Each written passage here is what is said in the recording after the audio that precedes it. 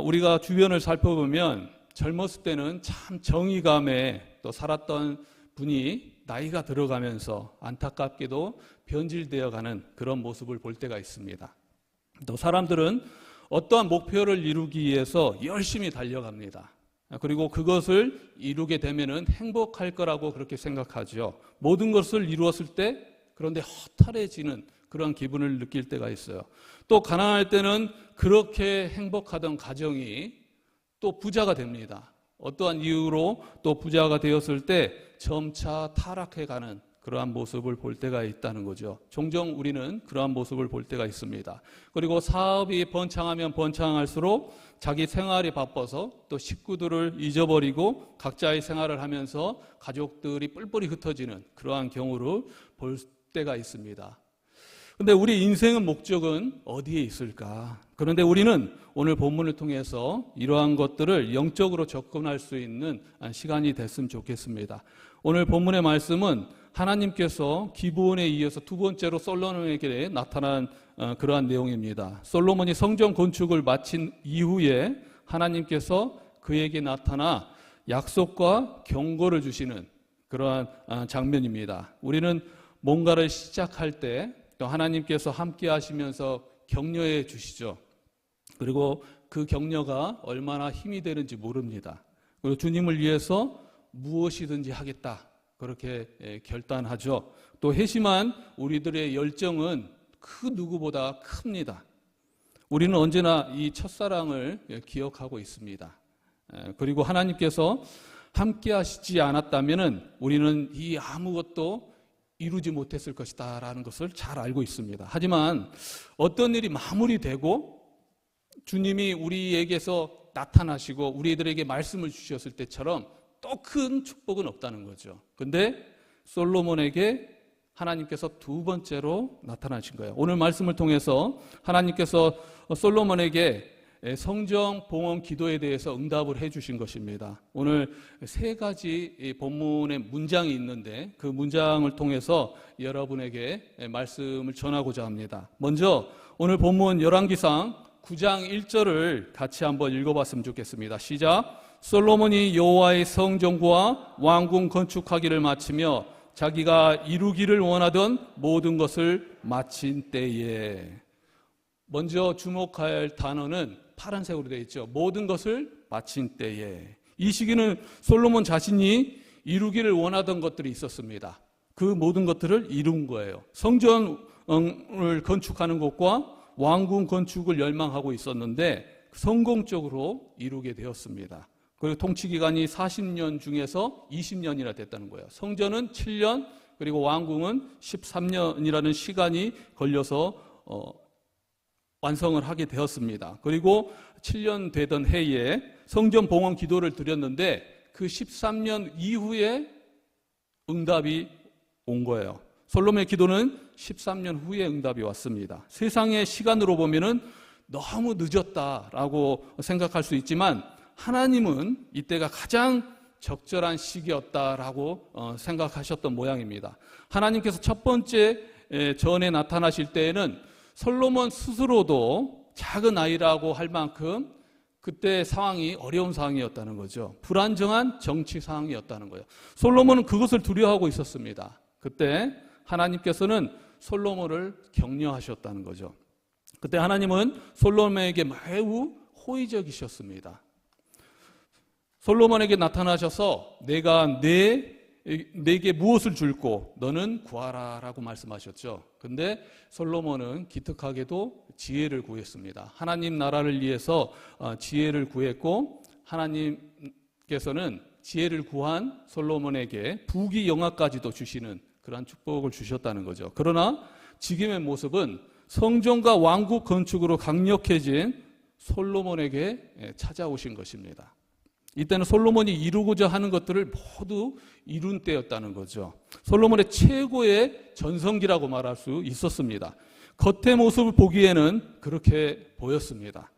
그러나 솔로몬이 하나님의 성전을 7년 동안 짓고 자신의 왕국을 13년 동안 짓는 과정에서 그는 높아질 대로 높아졌다는 거죠.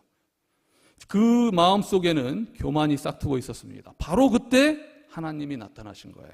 영적으로 타락의 조짐이 보이기 시작할 때 하나님은 이때가 솔로몬의 기도를 응답해야 될 때라고 생각하신 것입니다. 그리고 나타나셨고 하나님께서는 응답하셨던 거예요. 그렇다면 이 축복의 전제는 무엇이었을까? 솔로몬 자기가 이루고자 하는 모든 것, 그것은 누구의 꿈이었을까? 우리는 이 본문을 말씀을 통해서 축복의 조건들을 볼 수가 있습니다. 오늘 두 번째 문장을 보게 될 텐데요.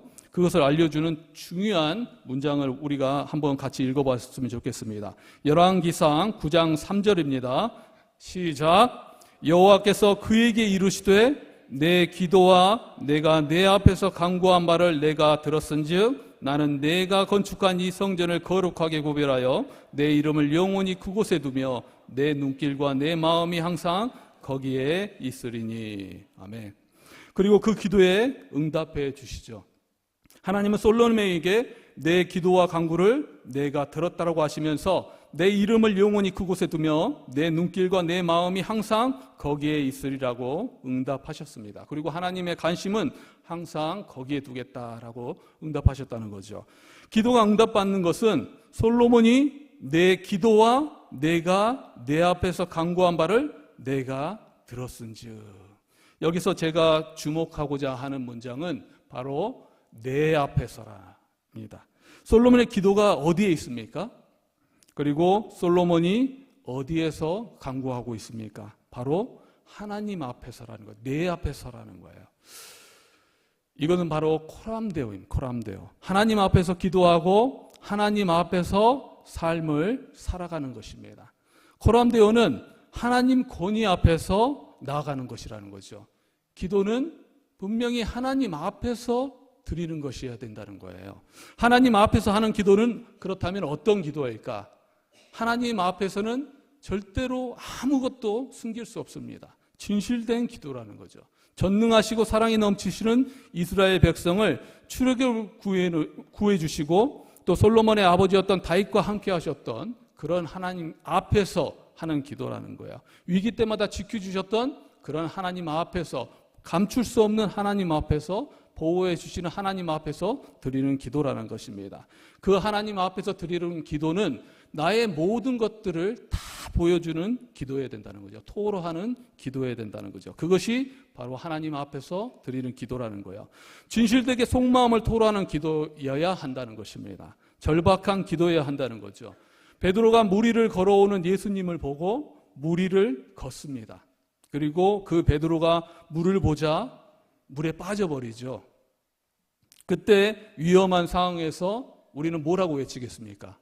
물에 빠졌습니다. 그렇다면 사람 살려! 라고 외치겠죠. 그러한 기도라는 거죠. 마태복음 14장 30절에서 보면 바람을 보고 무서워 빠져가는지라 소리질러 이르되 주여 나를 구원하소서. 절박함에서 나오는 그러한 기도라는 거죠. 우리가 어려운 상황에서 고난 가운데 이런 기도는 가능합니다. 하나님 앞에 모든 것을 토로하는 기도가 되어야 된다는 거죠. 자신이 아무리 풍요로운 삶을 살아간다 할지라도, 모든 것을 이루었다 할지라도 우리가 깨달아야 하는 것은 언제나 우리에게 하나님의 은혜가 필요하다는 거예요. 그러한 절박함으로 살아가야 된다는 것입니다. 우리에게 채워지는 것은 아무것도 아니다는 거예요. 기도하는 것은 핵심은 다른 사람들이나 자신 앞에서 기도하는 것이 아니라 하나님 앞에서 한시도 하나님의 은혜 없이는 살아갈 수 없음을 고백하는 것이라는 것입니다. 어려울 때는 이러한 간절함을 가지고 나아갈 수 있습니다. 이 어려움에서 건져주시면 모든 것을 해줄 듯이 이야기합니다.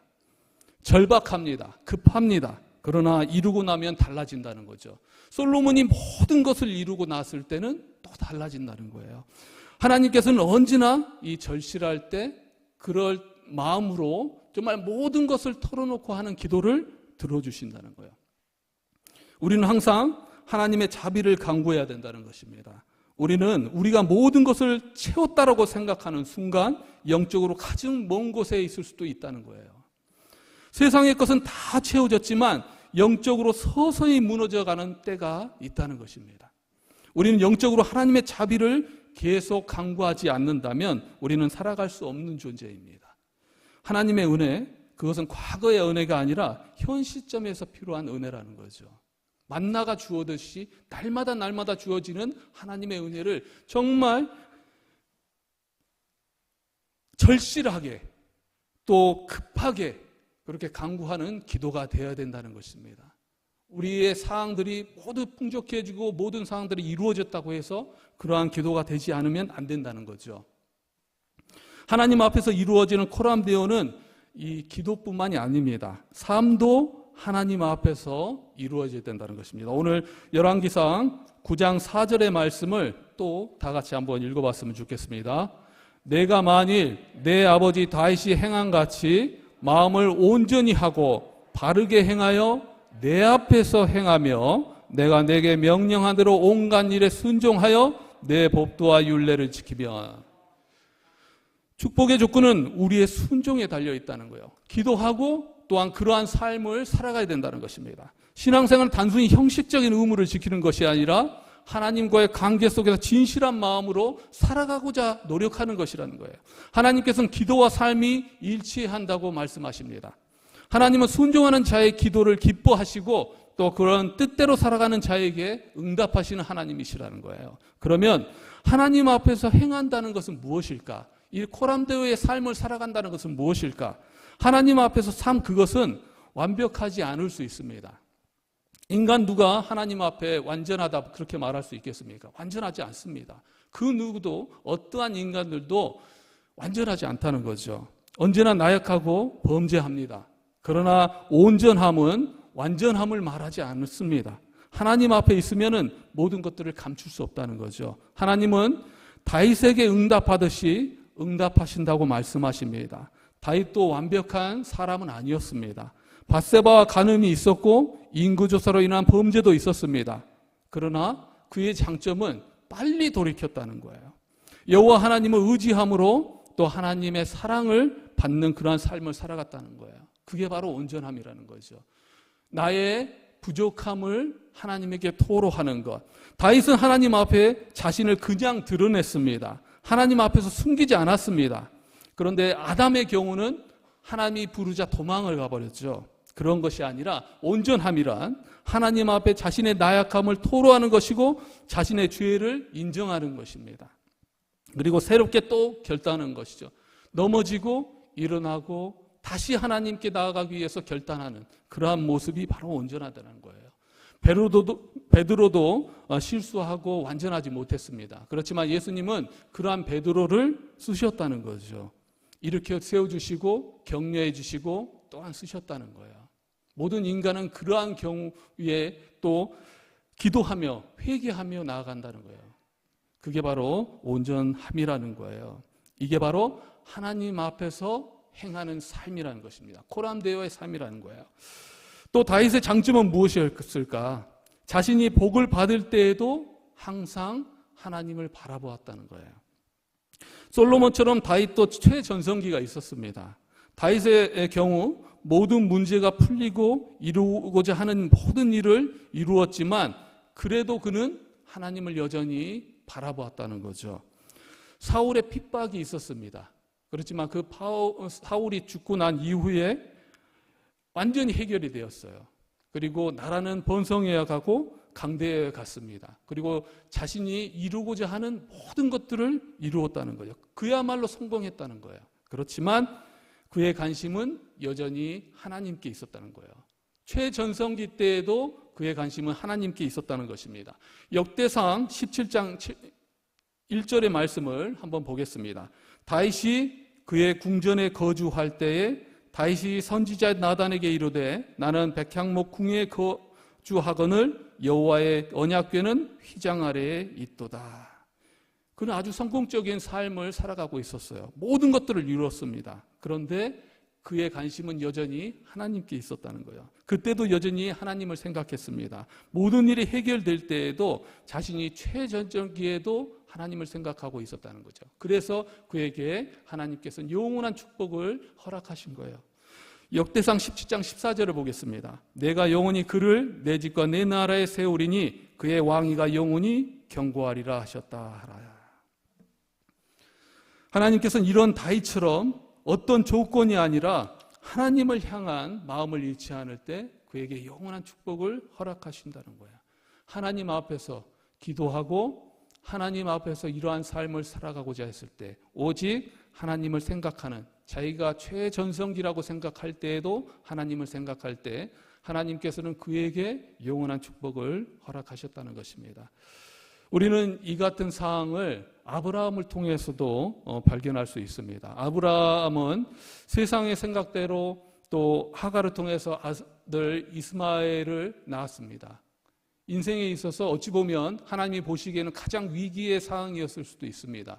그때에 하나님께서는 나타나셨다는 거죠. 하나님은 그 후 13년 동안 아브라함에게 나타나시지 않으시다가 하나님께서 나타나신 거예요. 그리고 아브라함이 99세가 되었을 때 하나님께서 나타나셨습니다. 그리고 그의 경고의 말씀과 축복의 말씀을 같이 주셨다는 거죠. 창세기 17장 1절을 한번 보겠습니다.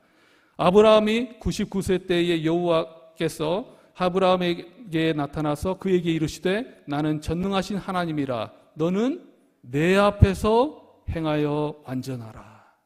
내 앞에서 행하여 완전하라고 말씀하셨다는 거죠. 13년 만에 나타나신 하나님은 아브라함에게 경고의 말씀을 주시고 계셨다는 거예요. 그에게는 이스마엘이라는 아들이 있었기 때문에 그것에 만족하고 있었기 때문입니다. 그렇지만 그에게 있어서 약속은 이삭이었습니다. 하나님께서는 아브라함을 통해서 정말 영원한 아버지가 될 수 있도록 해주시는 축복을 약속하고 있었는데 그는 하갈을 통해 낳은 이스마엘에게 만족하고 있었던 거예요. 그의 삶에 있어서는 위기였습니다. 그래서 하나님은 이때 나타나셔서 너는 내 앞에서 행하여 완전하라고 그렇게 말씀하신 거예요. 그리고 그가 100세가 되었을 때 축복을 주셨던 것입니다. 하나님은 우리들에게 이렇게 축복을 주시기 위해서 기도와 또 순종하는 삶을 허락하신다는 거예요. 그것은 하나님 앞에서 온전해지라는 기도와 또한 삶이라는 거죠. 그때 축복을 허락하신다는 것입니다. 이 말씀은 높아지고 부유해진 솔로몬에게도 필요한 말씀이었습니다. 하나님은 솔로몬의 기도에 응답하시면서 순종을 통해서 얻을 복뿐만 아니라 또 불순종을 통해서 임할 심판도 경고하셨다는 거예요. 하나님은 우리를 또 기도를 들으시고 그에 대해서 응답하시면서 또 삶의 중심에 그분이 함께 하시기를 원하십니다. 우리의 기도를 들으시고 축복하시고 또 그 축복을 기뻐하시는 분이시라는 거죠. 그렇지만은 하나님께서는 때로는 우리들에게 이러한 경고의 메시지를 주실 때가 있다는 거예요. 이 경고는 우리들에게 큰 깨달음을 주게 됩니다. 만약에 우리가 이러한 경고를 듣고 그러한 순종의 삶을 살아가게 된다면 축복된 삶을 살아갈 수 있지만 그렇지 못한다면 정말 멸망의 삶을 살아갈 수밖에 없는 거예요. 바리새인들은 성전으로 올라갔지만 하나님 앞에서 기도하지 못했습니다. 화려한 성전이 있었지만 그들은 하나님 앞에 서지 못했다는 거죠. 아무리 성전이라 할지라도 바리새인처럼 자신의 의를 구하는 그러한 하나님 앞에 서는 모습이라면 그는 실제적으로 하나님 앞에 서는 모습이 아니었다는 거예요.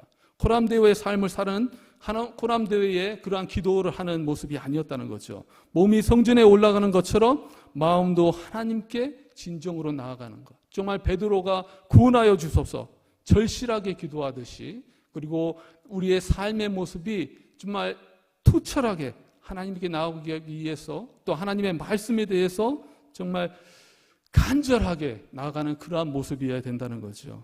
그때 하나님은 그러한 삶을 보시고 또한 축복하여 주신다는 것입니다. 하나님은 축복만 약속하는 분이 아니라 우리의 불순종에 대해서도 책임을 물으시는 하나님이시라는 거죠. 그런데 그것은 또한 우리들에게 저주가 아니라 또 축복이 될 수 있다는 거예요. 하나님께서는 적절하게 우리를 경고를 주시는 하나님이시라는 것입니다. 우리의 삶에서 하나님을 떠나 세상의 유혹과 우상의 마음을 뺏게 된다면 결국 하나님에게 관계가 끊어질 수밖에 없습니다. 그러나 하나님의 경고는 심판만을 위한 것이 아니라 우리를 돌이켜 회복시키기 위한 것이라는 거죠. 열왕기상 9장 9절 오늘 말씀을 한번 봐봤으면 좋겠습니다. 오늘 중요한 문장 또 세 번째입니다. 대답하기를 그들이 그들의 조상들을 애굽 땅에서 인도하여 내신 그들의 하나님 여호와를 버리고 다른 신을 따라서 그를 경배하여 섬김으로 여호와께서 이 모든 재앙을 그들에게 내리심이라 하리라 하셨더라. 우리는 하나님을 믿는다고 하면서 때로는 이렇게 다른 신을 따라갈 수가 있다는 거죠. 우리는 착각에 빠질 수가 있다는 거죠. 여기서 다른 신을 따라간다는 말은 악교가 이렇게 붙은 것을 말합니다. 우리가 우리 자신을 알지도 못하는 사이에 붙어버리는 거예요. 우상과 붙어버리고 또 세상의 관심과 붙어버리는 거예요. 너무나도 친밀하게 붙어버린 거죠. 그것은 하나님께 멀어진다는 거죠. 우리의 인생의 목표는 무엇을 향해 가고 있는 것일까? 우리의 신앙의 동기는 무엇이었을까? 과연 누구로부터 시작했던 것일까? 우리는 어느 순간 하나님을 믿는다고 하면서 또 다른 신, 우상과 밀착된 삶을 살아갈 수 있다는 거죠. 그리고 하나님을 믿는다고 착각할 수 있다는 거예요. 하나님께서는 오늘 말씀을 통해서 조건부 축복을 하신 이유는 일종의 경고라고 말씀할 수 있습니다. 솔로몬은 성전 건축으로 자신이 할 일이 끝난 것으로 생각했습니다. 자신이 이루고자 하는 일들을 다 이루었다고 생각했다는 거죠. 그렇지만 그때에 하나님께서는 경고의 말씀을 주신 것입니다. 결국은 하나님께서는 모든 것을 알고 계시는 분이셨다는 거예요. 우리가 어떤 동기로 하나님을 섬기는지 알고 계시는 하나님이시라는 거예요. 우리의 목적이 하나님이 아닌 다른 것이 될 때 결국 그것은 다른 신을 따라가는, 정말 다른 신과 붙게 되는, 우상과 붙게 되는 그러한 저주의 말씀이 될 수 있다는 거예요. 우리는 하나님께서 주시는 격려와 위로의 메시지도 들을 수 있어야 하지만 자칫 교만해지는 우리에게 해주시는 경고의 메시지도 들을 수 있어야 한다는 것입니다. 그것은 하나님께서 우리를 좌절시키고 위축되게 하기 위한 것이 아니라 진전 회복을 이룰 수 있도록 도와주신다는 거예요. 우리가 바라는 것을 기도할 수 있습니다. 우리는 간절히 하나님께 소원할 수 있습니다. 그것이 잘못된 것이 아닙니다. 그런데 우리는 때론 우리가 원하는 기도를 드리다가 목적지를 잃어버릴 때가 있다는 거죠. 우리 기도의 목적은 하나님이어야 된다는 거예요. 결국은 하나님이어야 된다는 것입니다. 온전히 하나님 앞에서 드리는 기도와 삶이 돼야 한다는 거죠. 이 땅에서 이것들을 생각하여서 근본적인 목적을 잃어버린 기도와 삶은 화살을 관역 없이 쏘는 것과 같습니다. 그물처럼 어느 하나만 걸리라고, 물고기는 그렇게 해서 잡힐 수 있지만 하나님의 뜻은 오직 한 가지라는 거예요. 이방인들은 중언부언합니다. 그들에게는 하나님이 없기 때문에 하나님의 뜻을 물어보지 않습니다. 결국 자신의 목적이 중요하기 때문에 중언부언하게 된다는 거죠. 우리의 삶을 이루는 것에 목적이 있는 것이 아니라 이루고 난 후에 하나님께서 함께하는 삶, 온전케 되는 삶이 중요하다는 거예요. 다 이룬 것은 누구의 꿈이었을까? 이것이 문제가 되는 것은 하나님의 뜻이 아니라 내가 이루고자 하는 꿈이었기 때문이라는 거예요. 그래서 우리는 항상 스스로에게 물어봐야 된다는 것입니다. 하나님께서 우리에게 이것을 주신 이유는 무엇이었을까? 그리고 구원받은 이유는 무엇일까? 그리고 하나님은 어떤 의미일까? 또 하나님의 나라는 어떤 의미일까? 내가 이루고자 하는 것에만 집중하는 것이 아니라 하나님의 이루는 것은 무엇이었을까? 어디에서 무엇을 하든 또 무너지고 또 상처받게 된다는 겁니다. 우리가 이러한 마음들을 가지고 있을 때 우리 마음속에 정답을 내지 못하는 거예요. 멀리 있는 것이, 그것은 정답을 내지 못하는 그러한 삶을 살아갈 수 있다는 거예요. 그것은 결국 나의 변화를 통해서 나의 시선이 하나님을 향했을 때, 그리고 하나님 앞에 나아갔을 때만이 그런 것들은 이루어질 수 있다는 것입니다. 솔로몬이 초창기에 하나님 나라를 위해서 지혜를 구했듯이 그러한 마음으로 정말 하나님께 의지할 때만이 하나님께서는 그에 대한 응답을 주신다는 거예요. 사람은 어떤 어려움과 고난으로 무너지지 않습니다. 모든 것은 스스로 무너지게 된다는 거죠. 영적인 타락을 통해서 무너지게 된다는 것이죠.